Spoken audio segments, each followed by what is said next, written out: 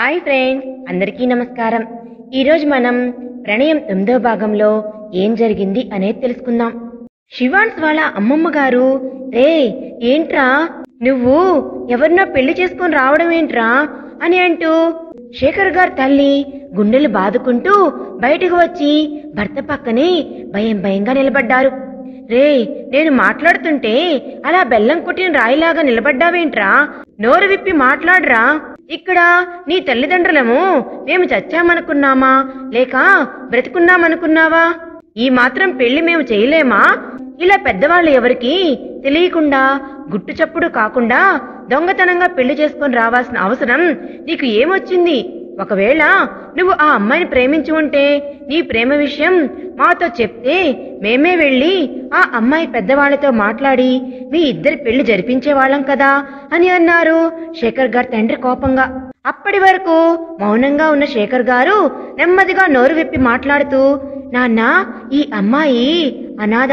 నేను కాలేజీలో చదువుకునే రోజుల్లో పరిచయమైంది. తాను ఒక అనాథ అని చెబితే మీరు మా పెళ్లికి ఒప్పుకోరేమో అని భయం వేసింది. అందుకే మీకు ఎవ్వరికీ చెప్పకుండా దొంగతనంగా గుళ్ళో పెళ్లి చేసుకుని వచ్చాను. నన్ను క్షమించండి నాన్న అని అంటూ తల వంచుకొని నిలబడ్డారు శేఖర్.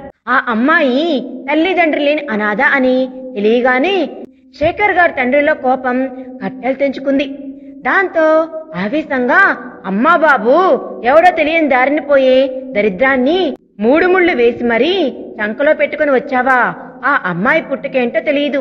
ఏ కులమో ఏ గోత్రమో అసలు ఇలాంటి వివరాలు ఏమీ తెలియదు. అయినా ఎలా పెళ్లి చేసుకున్నావురా? అసలు తన పుట్టుక సక్రమైనదేనా లేదంటే అక్రమైనదో? వాళ్ళమ్మ ఒకరికి కన్నదో 10 మందికి కన్నదో ఎవరికి తెలుసురా? ఇలాంటి దరిద్రాన్ని ఇంటి కొడలుగా తీసుకుని వచ్చి నా పరువుని బజారులో పెట్టావు కదరా అని అంటూ ఆవేశంతో ఊగిపోయారు శేఖర్ గారి తండ్రి. శేఖర్ గారి తండ్రి మాటలు విన్న శేఖర్ పక్కనే నిలబడి ఉన్న ఆ అమ్మాయి సౌమ్య కళ్ళల్లో నుండి కన్నీళ్లు కారిపోతూ ఉంటే వాళ్ళని ఎదిరించి మాట్లాడే ధైర్యం లేక మౌనంగా తన చేతిని పట్టుకున్న శేఖర్ గారి చేతిని వదిలించుకొని అలాగే కన్నీళ్ల మధ్యన వెనక్కి తిరిగి ఆ ఇల్లు వదిలి వెళ్లిపోవాలని 2 అడుగులు వేసిందో లేదో సౌమ్య చేతిని శేఖర్ గారు గట్టిగా పట్టుకొని, ఎక్కడికి సౌమ్య వెళ్లిపోతున్నావు నన్ను వదిలేసి? పెళ్లి జరిగి 24 గంటలు కూడా గడవక ముందే భర్త నుండి దూరంగా వెళ్లాలని నిర్ణయించుకున్నావా? చావైనా బ్రతుకైనా నాతోనే అంటూ నా వెంట 7 అడుగులు వేసి కనీసం 24 గంటలు కూడా గడవక ముందే వెళ్లిపోవాలనుకుంటున్నావా అని శేఖర్ గారు ఎంతో దీనంగా సౌమ్య వైపు చూస్తూ అడిగారు.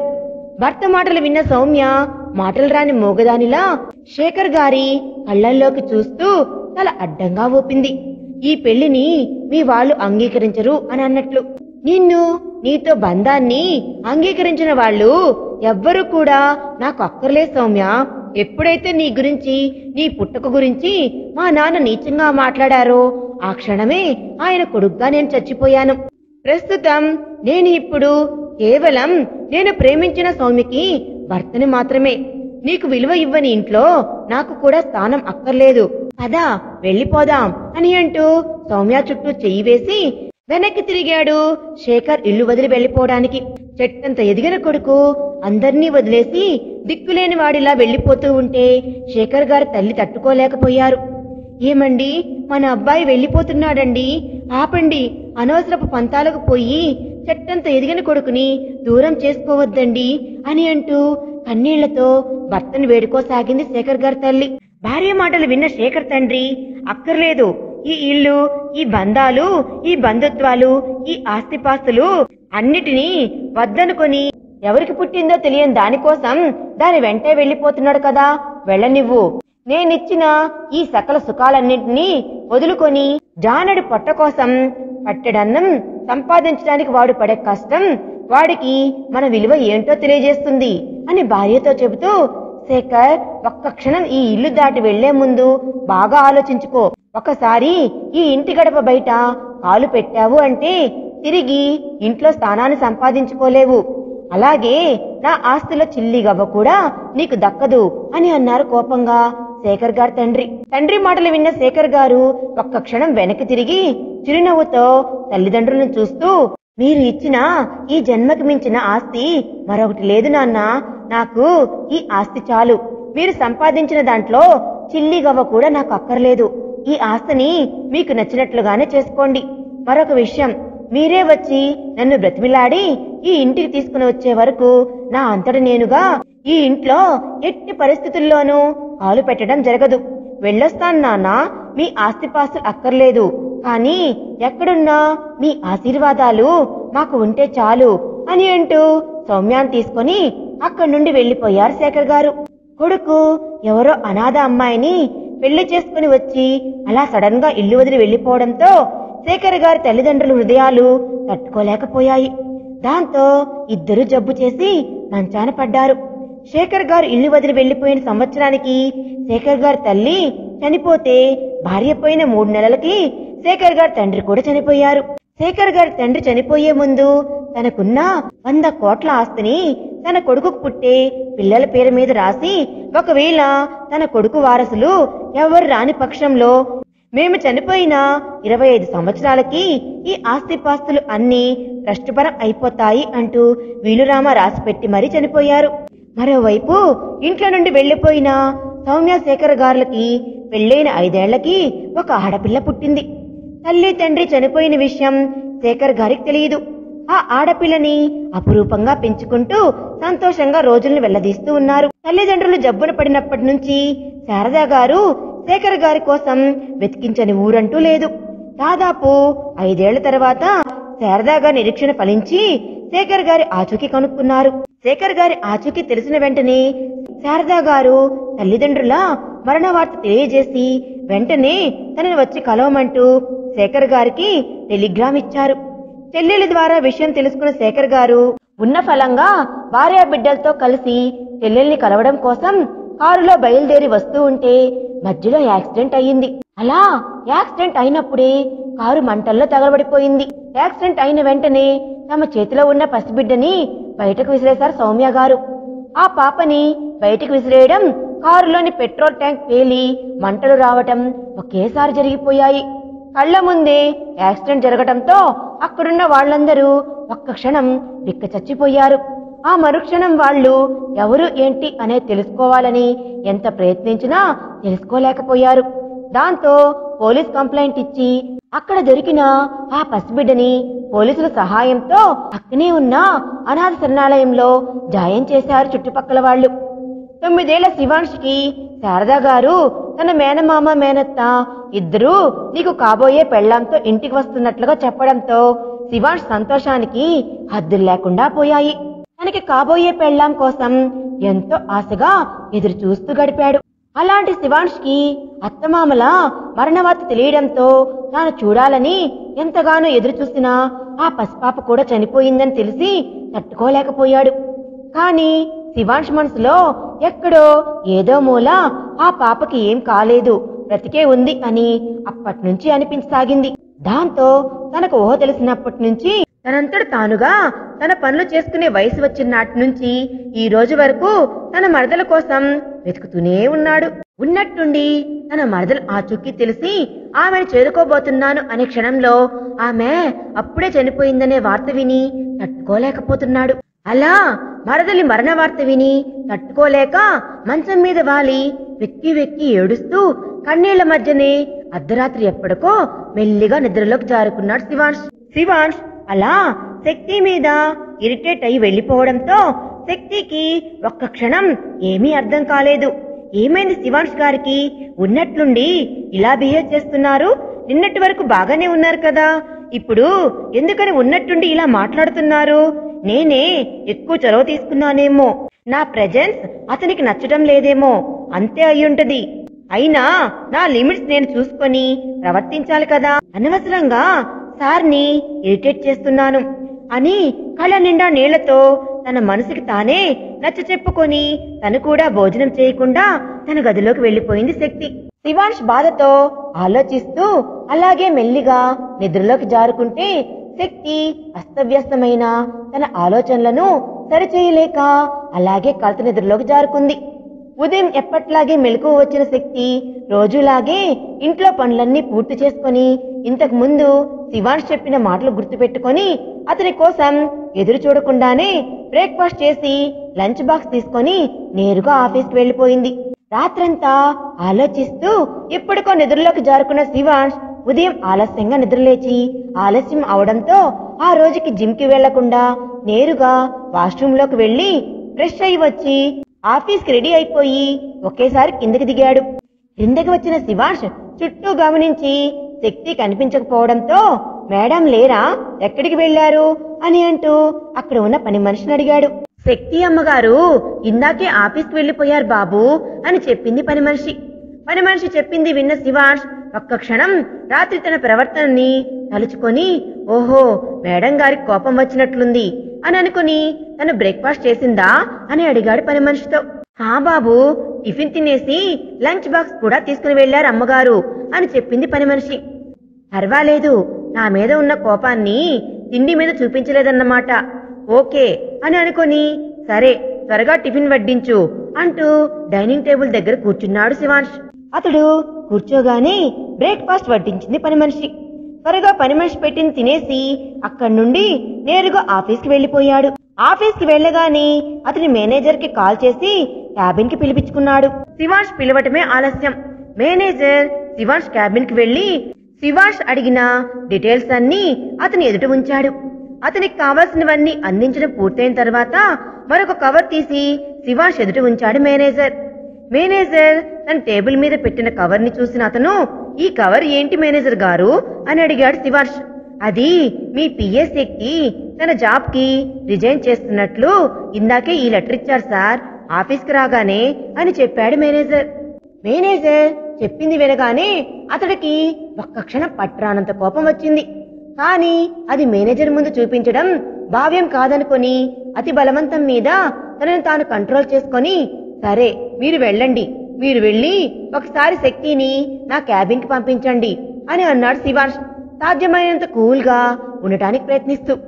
అతని మాటలు విన్న మేనేజర్ గారు అలాగే సార్ ఇప్పుడే పంపిస్తాను అని అంటూ అతని క్యాబిన్ లో నుండి నేరుగా శక్తి దగ్గరకు వెళ్లి మేడం మిమ్మల్ని సీఈఓ గారు రమ్మంటున్నారు వెళ్ళండి అంటూ శక్తిని పంపించాడు. మేనేజర్ గారు వచ్చి చెప్పగానే శక్తి ఆ రోజు శివాంష్ సంబంధించిన వర్క్ షెడ్యూల్ ఫైల్ చేతిలోకి తీసుకొని నేరుగా అతని క్యాబిన్ కి వెళ్లి excuse me sir may I come in అని అడిగింది.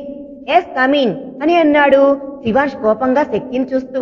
బాబోయ్ ఏంటి ఇంత కోపంగా చూస్తున్నాడు, ఆ చూపులకే గనక కాల్చేసే శక్తి ఉంటే ఈ పాటికి నేను కాలి బూడిదయ్యేదాన్ని అని మనసులో అనుకుంటూ నేరుగా వెళ్లి శివాంష్ ఎదుట నిలబడి ఆ రోజు అతని వర్క్ షెడ్యూల్ మొత్తం ఎక్స్ప్లెయిన్ చేయడం మొదలుపెట్టింది శక్తి. శక్తి చెప్పేది ఏది అతని మనసుకి మెదడుకి చేరటం లేదు. ఆమె జాబ్ కి రిజైన్ చేయాల్సిన అవసరం ఏం వచ్చింది అని అంటూ ఎంతో అసహనానికి గురవుతూ జస్ట్ షటప్ శక్తి అని అరిచాడు శివాంష్. అతను ఎందుకలా అరిచాడో ఒక్క క్షణం ఏమీ అర్థం కాలేదు శక్తికి. కానీ అతని వాయిస్ లోని బేస్ కి భయపడి వెంటనే నోరు మూసుకుని నిలబడింది.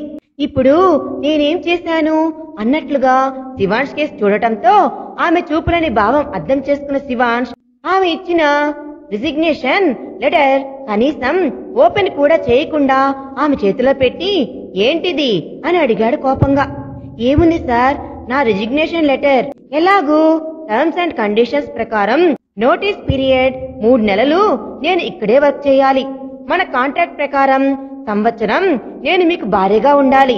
అందులో దాదాపు 3 నెలలు గడిచిపోయాయి. ఈ నోటీస్ పీరియడ్ ఇంకో 3 నెలలు అంటే దాదాపు 6 నెలలు పూర్తయిపోతుంది. నేను మీ ఇంట్లో నుండి వెళ్లిపోవడానికి ముందే వేరే జాబ్ చూసుకొని అక్కడ అడ్జస్ట్ అయితే తర్వాత నాకు ఎలాంటి ఇబ్బంది ఉండదు కదా, అందుకే ఇలాంటి నిర్ణయం తీసుకున్నాను అని అంది శక్తి. వీలైనంత వరకు తన బాధను బయటకు కనబడనివ్వకుండా ఉండటానికి ప్రయత్నిస్తూ. శక్తి మాటలు విన్న శివాంష్ మరింత అసహనానికి గురవుతూ అంత అవసరం ఏమొచ్చింది, నిన్ను కంపెనీలో నుండి ఎవరు వెళ్ళమన్నారు, నిన్ను నేను అగ్రిమెంట్ పూర్తయిన తర్వాత జాబ్ లో నుంచి తీసేస్తానని చెప్పానా, లేదు కదా, మరి ఇలాంటి నిర్ణయం తీసుకోవాల్సిన అవసరం నీకు ఏమి వచ్చింది అని అడిగాడు కోపంగా శివాంష్. మీరు అనలేదు సార్, అలా మాట్లాడకపోవడం మీ గొప్పతనం. కానీ పరిస్థితులను అర్థం చేసుకొని తగిన విధంగా నడుచుకోవాల్సిన బాధ్యత నా మీద ఉంది. కాబట్టి దయచేసి నా రెసిగ్నేషన్ లెటర్ ని యాక్సెప్ట్ చేయండి సార్ అని అంది శక్తి. అరే, మళ్ళీ అదే మాట? నేను నిన్ను వెళ్ళిపోమని చెప్పడం లేదని చెప్పినా కూడా ఎందుకంత మొండిగా ప్రవర్తిస్తున్నావు? ప్రస్తుతం నీకు ఇక్కడ వచ్చే శాలరీ కన్నా బయట ఎక్కడ ఏ కంపెనీలో కూడా రెట్టింపు ఇవ్వదు కదా, ఎందుకని నువ్వు ఆ విషయాన్ని అర్థం చేసుకోలేకపోతున్నావు అని అన్నాడు శివాంష్ అసహనంగా గురవుతూ. అసలు శక్తి వెళ్ళిపోతాను అంటే తనకి ఎందుకంత అసహనంగా అనిపిస్తుంది అనేది శివాంష్కి ఏమాత్రం అర్థం కావడం లేదు. కానీ ఆమె అక్కడి నుండి వెళ్ళడానికి అతను ఏమాత్రం ఇష్టపడటం లేదు. ఆమె అతనికి దూరంగా వెళ్తుంది అనేది అతని మనసుని, మైండ్ ని చాలా డిస్టర్బ్ చేస్తుంది. శివాంష్ మాటలు విన్న శక్తి, ఇది వరకు అంటే చరిత్ర చదువుకు సంబంధించిన బాధ్యత నా మీద ఉంది కాబట్టి నాకు ఎక్కువ జీతం అవసరమయ్యి నేను మీ కంపెనీలో జాయిన్ అయ్యాను సార్. ప్రస్తుతానికి మీ మంచితనం కారణంగా ఆమెకు కావలసిన సకల సదుపాయాలు అందుబాటులోకి వచ్చాయి. కాబట్టి నాకు ఇంత జీతం అవసరం లేదు సార్. నా ఒక్కదాని జానెడు పొట్టకు కావలసిన పిడికిడ మెతుకులను నేను ఎక్కడైనా సంపాదించుకోగలను. నాకు మీ గురించి తెలిసినంత వరకు చరిత పూర్తిగా కోలుకున్న తర్వాతే ఆమె చదువుకు, ఆమె భవిష్యత్తుకు కావాల్సినవన్నీ మీరే ఏర్పాటు చేయగలరు అని నమ్మకం నాకు వచ్చింది. ఏర్పాటు చేయడం ఏంటి, ఆల్రెడీ దానికి కావాల్సిందంతా మీరు అరేంజ్ చేసేశారు అనే నమ్మకం నాకుంది. ముక్కు మొహం పరిచయం లేని అమ్మాయి గురించే మీరు ఎంతగానో ఆరాటపడిపోతున్నారు. అలాంటిది మీరు కష్టపడి సంపాదించిన డబ్బుతో చరితకి వైద్యం చేయిస్తున్నారు. మీరు ఎంతగానో కష్టపడి నిలబెట్టిన ప్రాణానికి ఖచ్చితంగా సరైన మార్గం చూపిస్తారనే నమ్మకం నాకు ఉంది సార్. కాబట్టి నాకు ఇంత ఎక్కువ డబ్బు అవసరం లేదు. నేను సంపాదించుకోగలనా 10 రూపాయల్లోనైనా సరే నేను బ్రతకగలను అని అంది శక్తి ఎంతో ఆత్మవిశ్వాసంతో. అరే, నీకేమైనా పిచ్చా? నేను ఇంతలా చెప్తూ ఉన్నా నీ మొండి పంతం నీదే తప్ప నా మాట వినిపించుకోవా అని అన్నాడు శివాంష్ ఇరిటేట్ అవుతూ. మీ దృష్టిలో మన ఇద్దరికీ జరిగింది కాంట్రాక్ట్ మ్యారేజ్ అని అంటున్నారు. మీరు ఎలా అనుకున్నా నాకు అనవసరం. కానీ హైందవ సంస్కృతిలో పుట్టిన సగటు ఆడపిల్లగా నా వరకు నాకు మీరే భర్త, మీరే నా సర్వస్వం.